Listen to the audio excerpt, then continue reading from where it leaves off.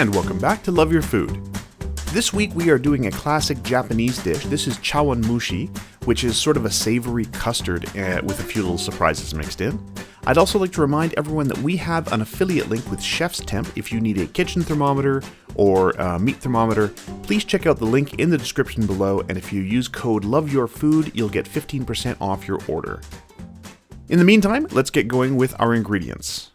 So we have some dashi broth, some eggs, some edamame, these have been steamed already, some dried shiitake mushrooms, some chives and parsley, a little bit of mirin, this is a sweet cooking wine, and some soy sauce. We're just using some good dark soy sauce here.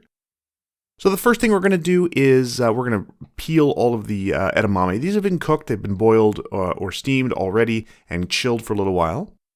And we're going to cut our chives, and we're going to cut them a little bit big. We want them to show. I mean, we want them, there's sort of a display portion of this.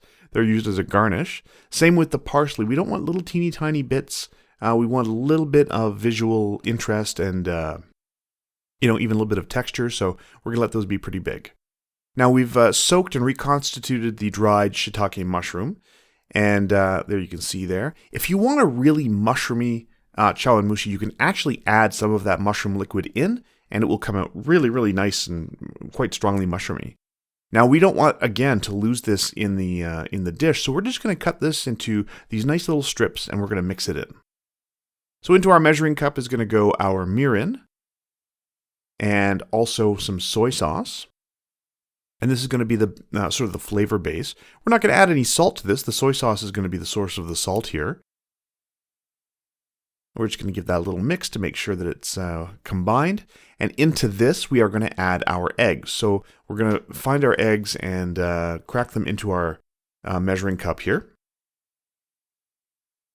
And then once you've got your eggs in there, you're going to want to give them a really good mix until they're well combined. You really don't want any little bits of white or yolk that's sort of uncombined or not mixed in properly. You want everything to be nice and smooth. The whole point of this dish is that it's beautifully smooth and incredibly fluffy.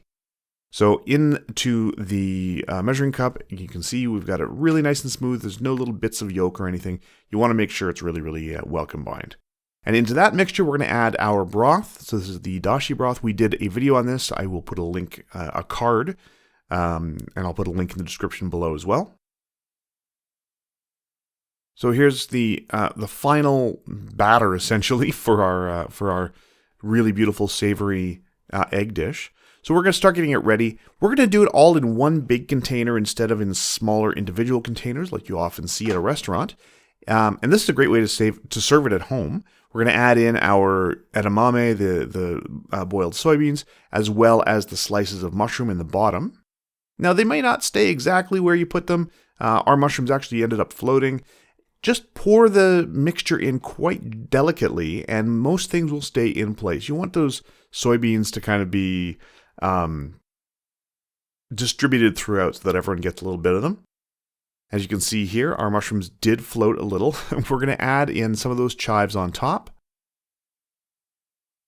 And also the parsley. We're going to add those little sprigs of parsley just for a little bit of decoration. And you can just pop one. We did 4 of them, one in each corner.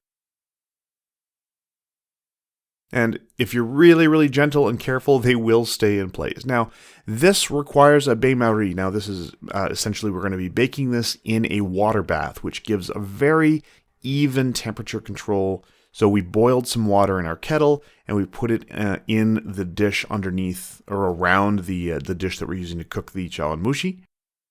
It helps to add a towel that stops it from sliding around and anything like that and really holds it in place. So just use a clean kitchen towel, that's fine. And it'll keep everything where it should be. If your parsley is moved around, you can reposition it at this point. And then that is going very, very delicately. You don't want to spill anything. This is going very delicately into our preheated oven. And then that's going to bake for a little while. Once that's done, we will see it in a moment here. It's before it sets, it's going to look very liquid. And you can see here, we're going to pull it out very delicately. Now, it is very delicate at this point, so if you move it around a lot, it'll crack. and you want to try and avoid that as much as you possibly can. Now, if we had put a lid on this, anyone who's a real purist about chawanmushi, you'll see that little dark line around the outside. If we had a lid for this container, that would not be there. But it's fine. It's not really going to affect the flavor or anything. So, and then once it has reached room temperature, once it's cooled down, it's going to be nice and set like this. And you can see how delicate it is. And we're just going to serve that in bowls. This is also delicious, served over just white rice. And really, really fantastic. Lots of flavor, incredibly savory. You've got the mushrooms, you've got those little edamame mixed in. It's just delicious, and we hope you'll give this one a try. If you like this recipe, please do like and subscribe.